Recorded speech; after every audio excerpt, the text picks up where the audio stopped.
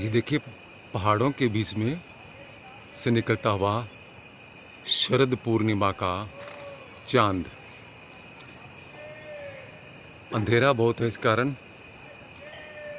बाकी बहुत ही प्यारा लग रहा है, बहुत ही सुंदर।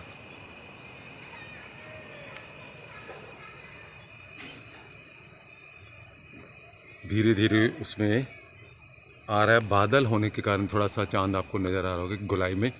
बाकी बादल जो है एकदम से सुनहरी से हो गए हैं। कोशिश करता हूँ मैं और नज़दीक करता हूँ। ये देखिए, दूर से आपको नज़र आए, ये जो छोटे छोटे तारे से टिमटिमा रहे हैं ना, ये जो पहाड़ के ऊपर घर हैं लोगों के, गांव वालों के, ये वो नज़र आ रहे हैं। और उन्हीं के पहाड़ों के बीच में से निकलता हुआ आज शरद पूर्णिमा का जो चंद्र है, उसके आप दर्शन कर सकते हैं। क्योंकि है तो चांदनी रात, लेकिन बादल होने के कारण यहाँ पर बहुत अंधेरा है, क्योंकि पहाड़ी प्रदेश है।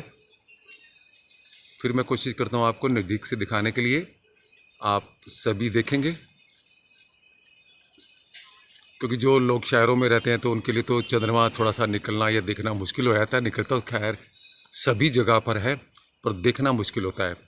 लेकिन अभी आप देख सकते हैं कि जो पहाड़ होते हैं और जो खुला सा एक मैं कहूँगा एरिया होता है, वहाँ पर इन चीज़ों का सौंदर्य हम देखें तो बहुत ही बढ़ जाता है, बहुत प्यारा लगता है।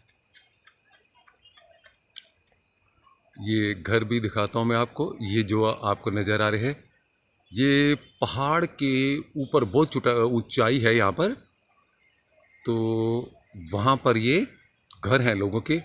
रात को ऐसे लगते हैं कि जैसे ये तारे से टिमटिमा रहे हैं, जैसे अभी आप देख सकते हैं। दूसरी साइड में आपको दिखाता हूँ। यहाँ पर भी आप देखिए, अंधेरे में नज़र नहीं आ रहा, जो भी तारे नज़र आ रहे हैं आपको, ये सारे गांव के घर ही हैं। और ये चंद्र देवता अपने दर्शन दे रहे हैं। आज जैसे कि शरद पूर्णिमा है, तो 7 बजे के बाद शरद पूर्णिमा का जो नक्षत्र अश्विनी है वो शुरू हो जाएगा। और उसके बाद कल रात 8:23 तक शरद पूर्णिमा का जो अश्विनी नक्षत्र रहेगा। आज के दिन क्या करेंगे लोग, खीर बनाएंगे और उसको चंद्र की रोशनी में रखेंगे। और उसके बाद ऐसा है कि उसमें कहते हैं कि औषधि गुण आ जाते हैं, क्योंकि जो अश्विनी नक्षत्र है वो देवताओं के गुरु थे, देवताओं के गुरु, देवताओं के वैद्य थे। और वही नक्षत्र आज पड़ रहा है, इसी कारण कहते हैं कि उसमें औषधीय गुण आ जाते हैं। बाकी तो उसमें काफ़ी सारी कथाएं जुड़ी हुई हैं। भगवान शंकर का कृष्ण जी के साथ रास लीला रचाना गोपी के रूप में, जहाँ पर उन्होंने ये रास लीला रचाई थी गोपी के रूप में, उसी को ही आज गोपेश्वर नाम से जाना जाता है। कभी आप मंदिर में आते हैं तो आप देखेंगे कि जो पिंडी रूप में भगवान शंकर हैं, तो क्या है कि वहाँ पर अभी भी उनको नथ पहनाया जाता है, बिंदी सुर्खी, ये सभी चीज़ें जो है लगाई जाती हैं। और वो गोपेश्वर नाम तभी इनका पड़ा कि उन्होंने गोपी का रूप धारण किया था भगवान कृष्ण के साथ लीला करने में।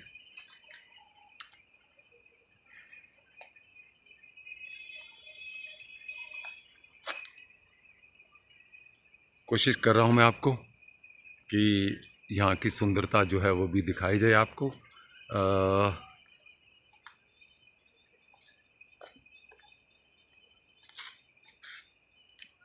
चंद्रदेव की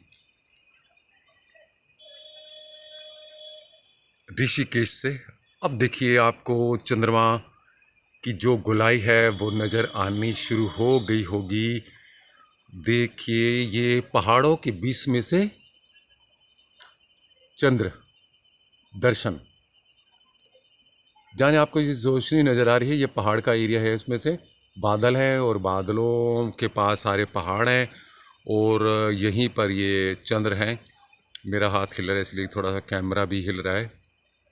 तो देखिए कितना प्यारा सा लग रहा है, बहुत ही प्यारा सा। एकदम से फ़ोटो में आपको सफ़ेद नज़र आ रहा है लेकिन यहाँ पर एकदम से सुनहरा सा मैं कहूँगा तो चंद्र नज़र आ रहा है हमें।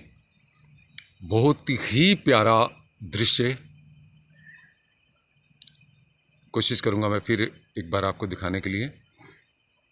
तो जिन भी माताओं बहनों ने जो व्रत करना है वो कल सुबह का व्रत रखेंगे, क्योंकि पंचांग में जैसे देखा जाता है कि लोगों में भ्रम है कि आज व्रत रखेंगे या हम कल व्रत रखेंगे। क्योंकि ज्योतिष में ये होता है कि सूर्य के जब उदय होता है सूर्य, तो उस समय जो नक्षत्र होता है उसी को मानकर ही जातकों की कुंडली जन्म पत्री भी बनाई जाती है और उसी को ही देखकर जो हमारे त्यौहार व्रत होते हैं उनकी गणना की जाती है। कोई भी ज्योतिष अपने आप से नहीं करता। आजकल लोगों में भ्रम होता है कि ज्योतिष हर जो होते हैं त्यौहार दो दो बना देते हैं, तो कोई भी ज्योतिष अपने आप से दो त्यौहार नहीं बनाता या पंडित लोग नहीं बनाते, क्योंकि नक्षत्र ऐसा होता है कि वो जिस नक्षत्र में जो त्यौहार होता है तो उसी को गणना की जाती है।